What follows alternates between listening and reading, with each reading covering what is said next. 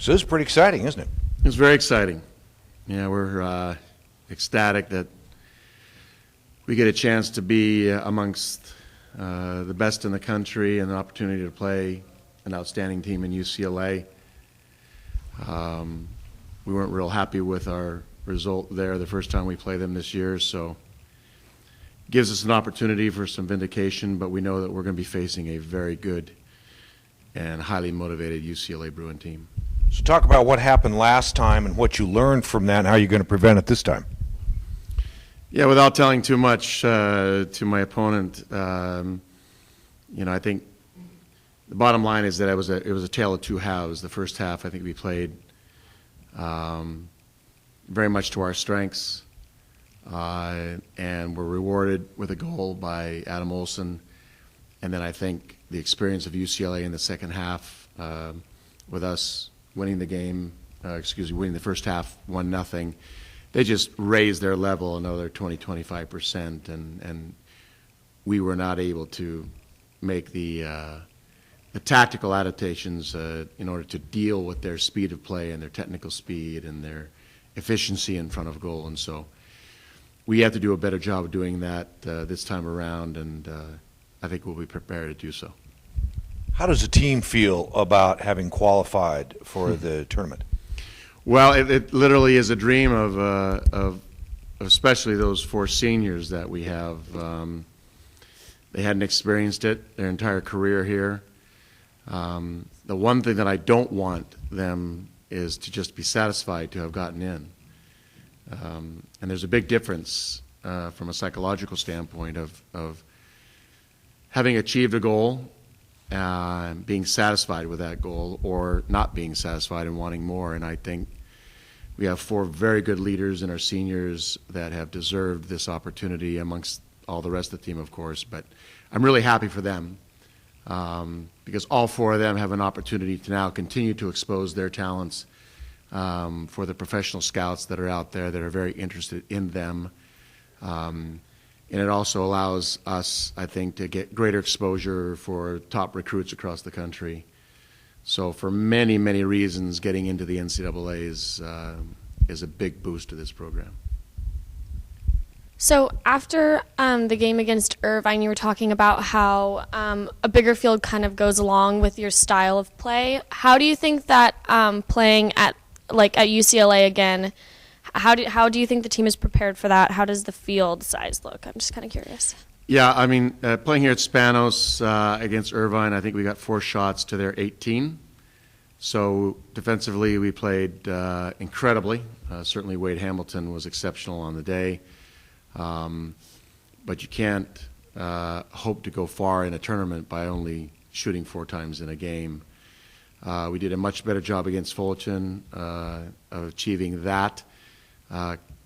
Credit to Fullerton, their second goal was exceptional. I don't think anyone could have saved it, and I think that was the psychological factor that led to that victory. But playing on a field the size of Fullerton playing on the field, which is essentially the same size at UCLA, gives us the opportunity to show the talents that I think that our players have, and a little bit more time, a little bit more space with which to play a much more attractive offensive-minded style of soccer. The flip side of that is that you also have more space to cover defensively. So if you're not organized, compact, and disciplined in your defense, a good team with great players can expose you pretty quickly. Well, but one of your defenders is Kip Colvey. Sorry. Last time I was at a press conference, you mentioned that he was offered a place playing for his home country, and then I saw that he it's going through his paperwork got approved by FIFA. So could you just tell me a little bit about how you're talking about your seniors are graduating and how getting into the NCAA is a big boost for them. How has his success as a player? How does that reflect on the program, and how do you think he's going to come in this game in the NCAA? Well, Kip continues to be, I think, one of the best defenders, outside backs in the country. There's probably 4 MLS teams today that have contacted us that are looking at him and are top on their list to draft in January. the fact that he's gotten international experience playing for the Olympic team for New Zealand, and the fact that he's gotten recognized by the national team coach of New Zealand to be brought in at a future date bodes well for him, but also bodes well for the Cal Poly program. We want to be known as an institution that attracts top student athletes and student athletes that want to go on and play professionally. The best programs in the country right now have those kinds of athletes. The 4 seniors that we have, at Cal Poly today, should get drafted in January. And Kip certainly is one of those. Wade, Chase, and Matt LaGrassa, all 4 of those guys have demonstrated over the 4 years of their ability to play at a very, very high level and to continue to play at a high level. So we want players to come to this program that want to play professionally, that are also great student athletes. Coach, with Fullerton winning against Santa Barbara, so Fullerton's in, then Santa Barbara, was there a little like, oh man, like are they going to take 3 from the Big West? Yeah, we knew that if Santa Barbara had beaten Fullerton in the Big West final, that it was a shoo-in for us to get into the NCAAs. With Fullerton having beaten Santa Barbara 1-0, we knew that it was somewhat 50-50. As it turns out, on Sunday, they had a pre-committee meeting that we were aware of where we were already determined to be in, regardless of that result, because of our RPI. Our RPI had stayed very high.